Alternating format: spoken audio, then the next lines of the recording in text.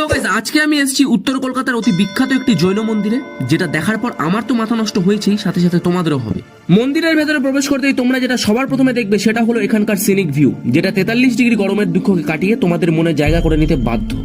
1867 সালে রায় বদ্রী দাস বাহাদুর মুকিম এই মন্দিরটি প্রথম তৈরি করেন। এই মন্দিরটির এখনকার বয়স প্রায় 157 বছর। এই মন্দিরের ভেতরে রয়েছে একটি আশ্চর্য প্রতীক, যেটা নাকি মন্দির প্রতিষ্ঠিত হওয়ার সময় থেকে এখনো অব্দি একইভাবে জ্বলছে। পরেশনাথ মন্দির ঘুরে আমরা চলে আসি তার পাশেরই আরেকটি জৈন মন্দিরে। এই মন্দিরটির নাম হলো দাদাবাড়ি টেম্পল। এই মন্দিরে আছে জৈন আচার্য জিন দত্তকুশল সুরির পদচিহ্ন। এই মন্দিরটির আর্কিটেকচারও দেখার মতো, যেন মনে হচ্ছে রাজস্থানের কোনো মন্দিরে চলে এসেছি। এই মন্দিরের ভেতরে রয়েছে সুন্দর একটি পুকুর, যেখানে দর্শনার্থীরা মনে করলে মাছদেরকে খাওয়াতেও পারে। এই মন্দিরগুলির লোকেশন মানিকতলা গৌরীবাড়ি ব্রিজ, সেখান থেকে 2-3 মিনিটের ওয়াকিং ডিস্টেন্স। সো গাইস, এরকমই আরো বাজে মিনি ব্লগ দেখতে হলে আমার চ্যানেলকে সাবস্ক্রাইব করো। বয়।